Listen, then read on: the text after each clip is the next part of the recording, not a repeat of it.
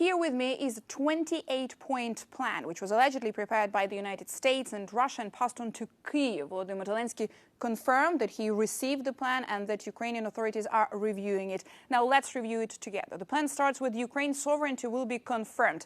By whom? Ukraine's sovereignty is already confirmed by Ukraine and its Western partners and indeed international community.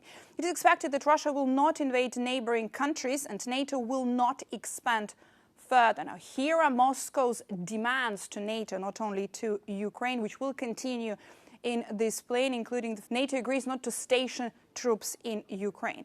It then goes into Ukraine will receive reliable security guarantees. Now, mind you, Ukraine already received security guarantees as per the 1994 Budapest Memorandum, which guaranteed its sovereignty and territorial integrity in return for Ukraine giving up the third world's largest nuclear arsenal. The size of the Ukrainian armed forces will be limited. This is something that Russia has been insisting upon since the very beginning of the full-scale invasion, wording it as demilitarization of Ukraine. Following in the same category is demand about European fighter jets not to be stationed in Ukraine and instead to be stationed in Poland. Russia will be reintegrated into the global economy. The lifting of the sanctions will be discussed and agreed upon. This is, of course, Russia's biggest demand, specifically given the latest tough sanctions by the United States and Trump administration on Lukoil and Rosneft. There is an interesting part regarding the frozen asset. So, according to this leaked plan, $100 billion in frozen assets, frozen Russian assets, will be invested in US-led efforts. And the US will receive 50% of the profit from this venture. Now, this is something that the European Union clearly will have a lot to say about.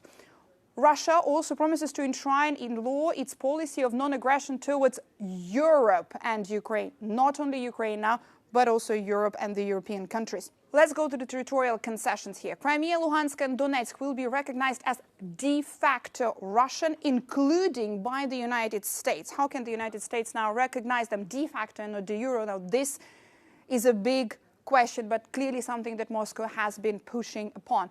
Kherson and Zaporizhia regions will be frozen along the line of contact. Russia does not control any region of Ukraine in its entirety. Now, the biggest presence and the biggest occupation in terms of the percentage of the territory that Russia has currently in Ukraine is Luhansk region. When it comes to Luhansk and Donetsk regions, known together as Donbas, this is not the area that Russia has been trying to occupy since the beginning of the full-scale invasion in 2022. This is something that Moscow troops have been trying to occupy since 2014, for over 10 years now. One of the most important points in this alleged plan that was leaked on Thursday, all parties involved in this conflict will receive full amnesty for their actions during the war and agree not to make any claims or consider any complaints in the future.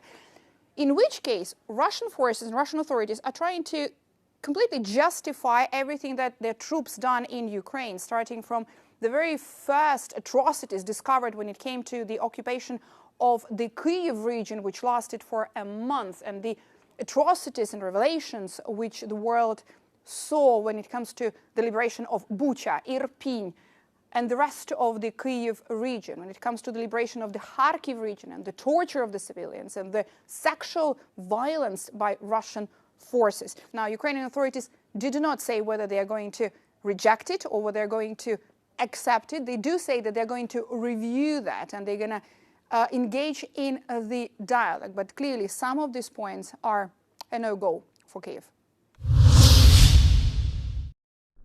Terremoto de magnitude 5,5 abalou o centro do Bangladesh na sexta-feira, fazendo pelo menos 8 mortos e centenas de feridos.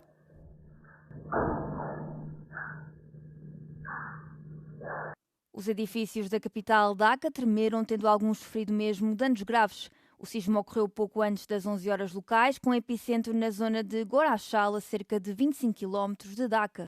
Segundo o Serviço Geológico dos Estados Unidos, o terremoto atingiu uma profundidade de cerca de 10 km. A agência norte-americana informou ainda que centenas de réplicas continuaram a registar-se nas horas que se seguiram ao tremor.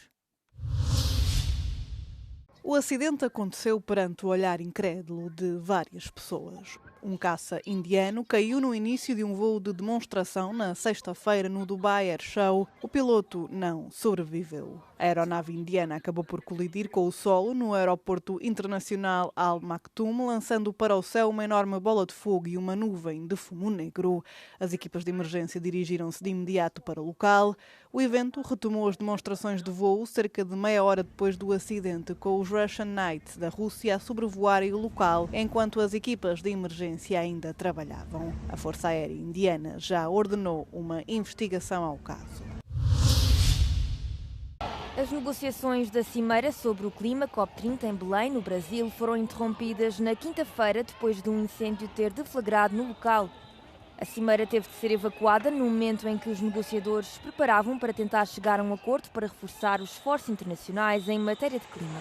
Pouco depois da hora do almoço, imagens de segurança mostraram as chamas a deflagrar no pavilhão de exposições e a alastrar rapidamente antes de serem extintas. Segundo os organizadores, 13 pessoas tiveram de ser assistidas por terem inalado fumo. O incêndio terá começado devido a um equipamento elétrico, possivelmente um micro-ondas, e foi extinto em apenas 6 minutos. A COP30 termina na sexta-feira e o objetivo é que os cerca de 200 países participantes cheguem a um acordo. O Brasil, país anfitrião, defende que um acordo é essencial para impulsionar a ação internacional sobre o clima e mostrar que existe um forte apoio para acelerar a concretização de décadas de promessas e compromissos assumidos nas cimeiras anteriores. Um ano depois da tragédia que ditou a morte de 6 pessoas, o mercado de Natal na cidade alemã de Magdeburgo reabriu oficialmente na quinta-feira. Mais de 140 comerciantes abriram as respectivas bancas para vender artigos como velas, gorros de lã, vinho quente e outros doces natalícios. Segundo a imprensa do país, o mercado tem este ano uma roda gigante. A estrutura reabre, também com um dispositivo de segurança fortemente reforçado, de forma a evitar a repetição de incidentes trágicos como o do ano passado. As autoridades locais e as agências federais terão investido mais de 250 mil euros em novos sistemas de segurança, incluindo blocos de betão para impedir a entrada de automóveis no mercado. No ano passado, 5 mulheres e um rapaz morreram depois de um homem saudita ter abalroado uma multidão que passeava no mercado com um carro. Taleb Al-Abdul Mohsen, de 51 anos, foi acusado de 6 homicídios e 338 tentativas de homicídio. O julgamento do homem teve início na semana passada no Tribunal de Magdeburgo e deverá prolongar-se até março. Se for condenado, poderá enfrentar uma pena de prisão perpétua. As autoridades búlgaras anunciaram que 35 cidadãos nacionais foram detidos por tráfico de antiguidades numa operação internacional que envolveu a Europol. Muitos caçadores de tesouros, negociantes e traficantes de alto nível foram detidos, tanto na Bulgária como noutros locais, numa iniciativa coordenada que abrangeu 8 países. Bulgaria requested Europol support almost 2 years ago. Because of the complexity of the case and the intensive investigation measures needed, we have proposed to set up a kind of an operational task force with Bulgaria, Europol, but also European and non-European countries. 30 час се провежда полицейската операция, още не е приключила. На терен имаме над 220 служители на ГДБОП, които извършват множество процесуални следствени действия, предимно претърсване и изземване, както и от прокуратурата казаха, това са на жилища, офиси, различни имоти, моторни превозни средства. A rede criminosa operou durante 16 anos na Europa Ocidental, nos Estados Unidos e nos Balcãs. Tem também muitos subcontratantes noutros países de diferentes especialidades e profissões. Na Grécia foram detidos arqueólogos e professores depois de provas sugerirem que estavam envolvidos no esquema. Общата стойност е над 100 милиона евро на откритите вещи. На черен пазар това не е цена, която е определена на нормалния пазар на артефакти. Още повече говорим за артефакти, които са придобивани незаконно. Някои от тях, голямата им част, от нелегални разкопки в района на балканските държави, така също и в Италия.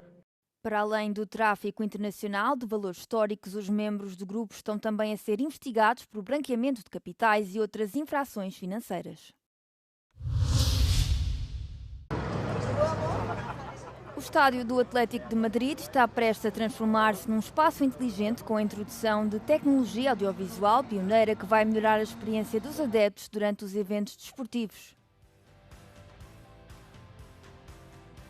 El Sky Ribbon es una experiencia audiovisual, ¿no? un nuevo soporte audiovisual con el que hemos dotado al Riader Metropolitano de pues una nueva piel digital a una cubierta que ya existía y de la que estamos súper orgullosos en el club, y sobre todo en la que nos hemos esforzado en respetar la arquitectura de esa cubierta y la parte de ingeniería y aportar un nuevo soporte que enriquezca una experiencia que ya era buena y que creemos que ahora es un poquito mejor. Todo funciona sobre una gran red en la que la conectividad que nos da el estadio, tanto por su red privada como por su red DAS para funcionamiento de 5G, nos permitiera enriquecer mucho más esa experiencia del aficionado, que cada vez está más conectado en su vida normal, pero que por desgracia hasta hace poco tiempo, cuando entraba en grandes recintos donde tiene que compartir su experiencia con otras 70.000 personas, pues tenía problemas de conectividad. Entonces fue uno de nuestros retos y bueno, pues creo que es una de las cosas de las que más orgullosos estamos en el club. El estadio Riad Metropolitano sigue consolidándose como uno de los grandes escenarios del fútbol europeo. Para 2026 habrá albergado ya 2 finales de la Liga de Campeones, un hito que refuerza su peso internacional y su capacidad para organizar eventos de máxima exigencia. De cara a 2030, el Metropolitano también será una de las sedes del Mundial, situando al Atlético de Madrid y a la ciudad en el centro del mayor escaparate deportivo del planeta. Cristina Chiquer para Euronews en Madrid.